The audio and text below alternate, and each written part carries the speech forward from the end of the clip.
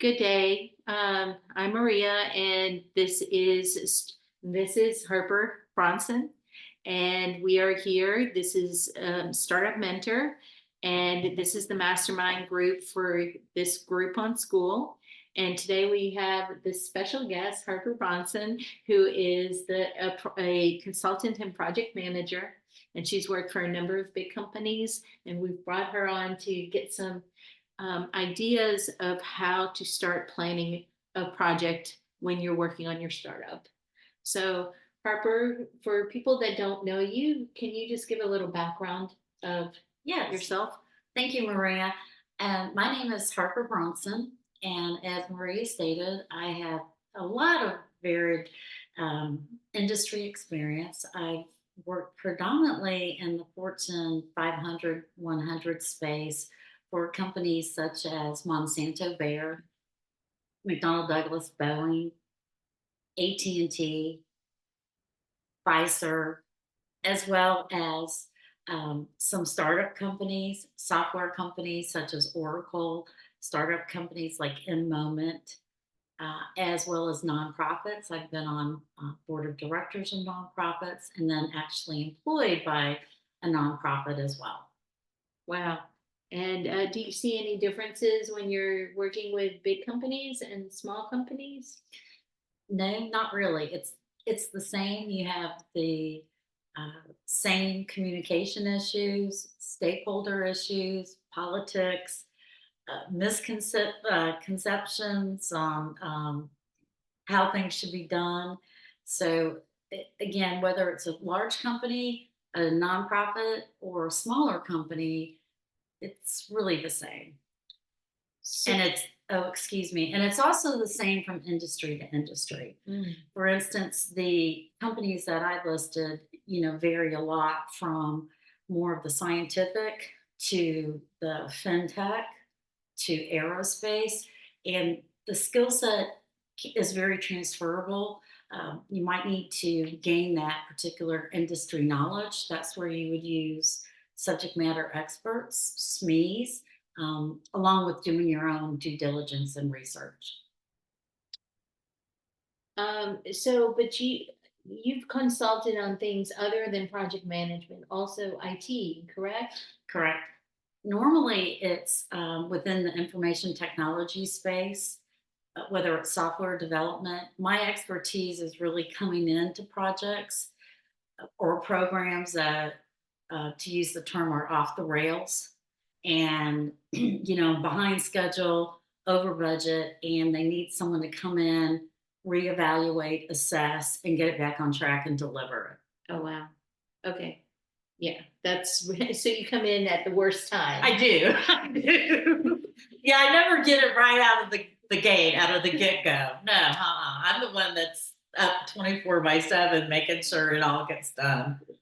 But you're also teaching in Georgia State, aren't you? Correct. I teach, and I've been teaching at Georgia State University, GSU, for approximately 10 years. Oh, wow. Yeah, and I like it. I love it, actually. And I teach information technology project management. And then along with that, and that's a grad and undergrad level, Mhm. along with that, I teach graduate level information security classes because I have certifications in both areas. I Mhm. have my project management professional PMP certification for project management. And then on the security side, I have several different certifications from ISACA, and they're both international organizations. Along with doing classes, I also do boot camps on security and project management, Oh, wow. information security and project management. Wow. So you're highly skilled in what you do. I'd like to think so. I've got the battle scars to show it at least. And the different t-shirts, because you always get a t-shirt at the end. That's great. That's great. So I want to pull you back a couple of steps and ask you, like, if Sure. you're a newbie like me, or have a startup idea, and you're starting from day one and you're planning out and you got this big idea of what you want to do, like, how would you go about, like, you're normally fixing things. But if you're starting from the beginning and you want to get it right from day one, like, can you give some tips and tricks or some ideas of what to do, like how to start that project, how to lay it out, or something like this?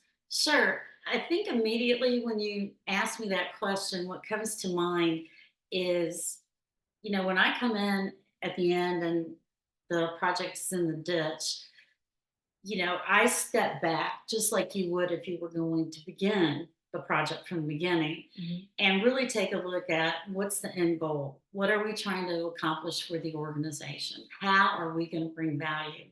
And it really goes right back to that. It's very simple. How are we going to bring value? Are we, is the mission to do cost cutting? Is the mission to be first in the market? I- You know, um, Position wise, market wise.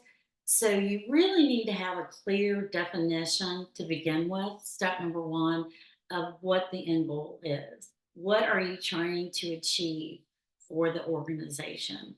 And then based on that, everything else should flow, such as your business case, your stakeholders identification, or identification, excuse me, of stakeholders, and it's a process that builds upon itself. So, in the concept and initialization phase, that has to be crystal clear. And where I see a lot of projects go off the rails is that they don't have a solid idea of what needs to occur, and the communication get um, crossed or skewed one way or another.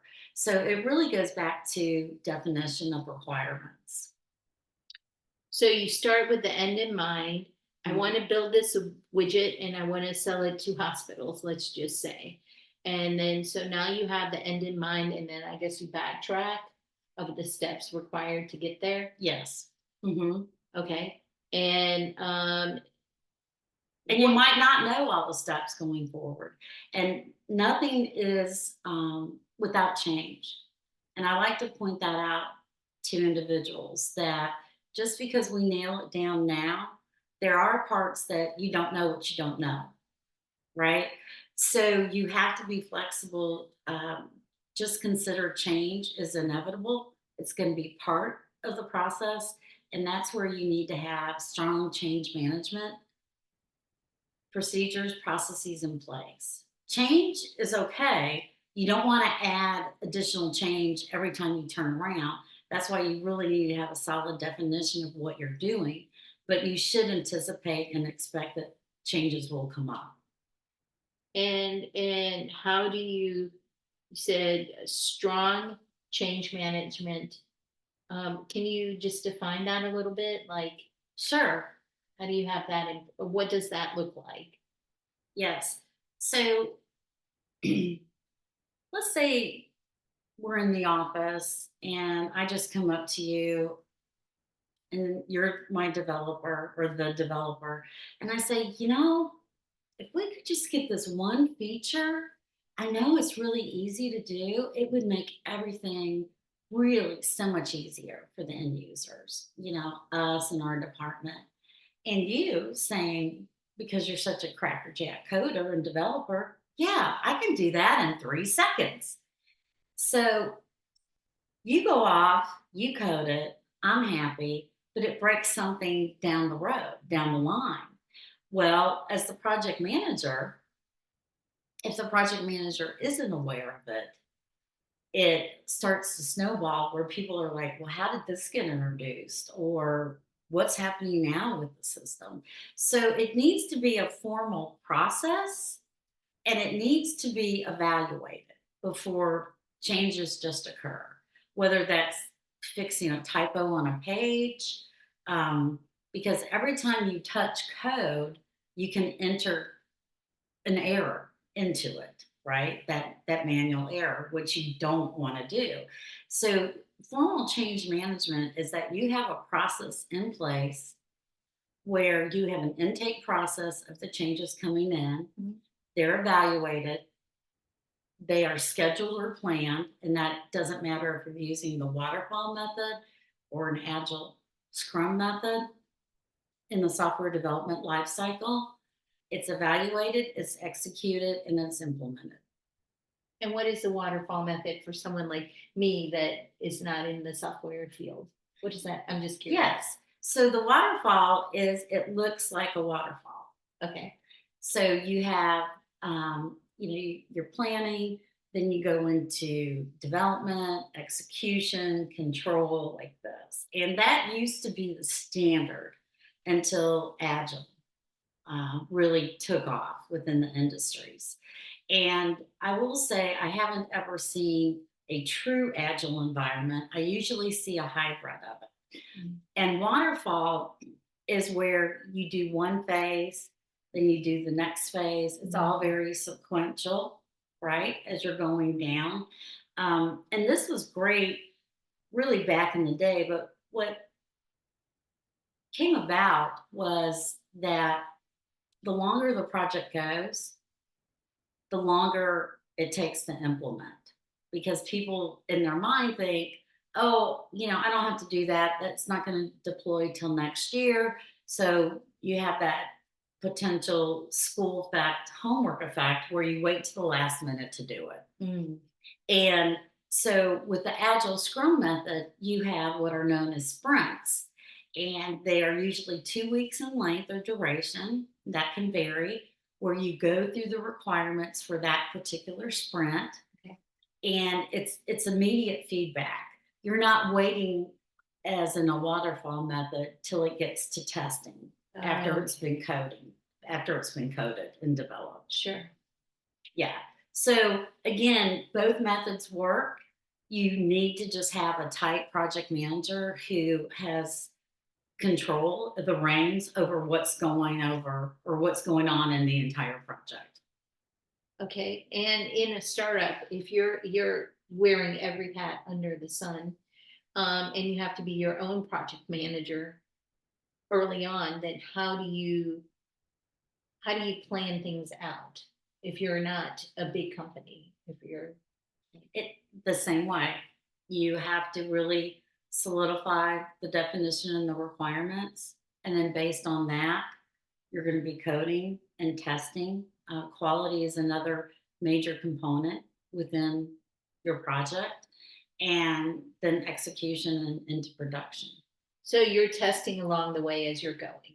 Yes, a developer usually will do a unit test, or a group will do unit testing, system testing, integration testing, but that happens throughout the process. And I guess that happens if you're like with me, with you're talking about biotech, you do the same thing. Correct. You have in biotech, we have no go. So if the experiment Correct. works, you go to the next phase. If it works there, then you get to the next phase. So you're essentially kind of saying the same thing in different words. Yes, and we have a project can have different phases where phase one is completed and there's a go no go. Sure, So it really depends on the organization and the culture sure. how things are structured. But yeah, it's the same. This works. Let's say you have 50 features, 45 of them work. Okay, so is that a go or a no go? Mm. And that's really up to the stakeholders. I mean, that can be based on the number, it could be based on functionality. So, Wow. Okay. And earlier you said the things you don't know that you don't know. So right. when you're planning out something, how do you plan for the things you don't know you don't know? Like how do you bubble in time for that? Well, you have also contingencies and reserves. So, dependent on, and again, this is going back to the culture and the organization. Let's say you might not know that you're going to have to bring in an additional resource, a human resource for coding development. You might have money funds set aside for that. Okay. As again, it's a potential risk. So you would want to mitigate it or have, something in place that could mitigate that. So that's where contingencies and reserves come in. Normally, that's a slippery slope because people say, "Oh, I'm under budget and under schedule and aren't I great? Well, if that continues to happen, the question I would have in leadership would be, well, why are we always under all the time? I mean, it's great to be under, you don't want to be over.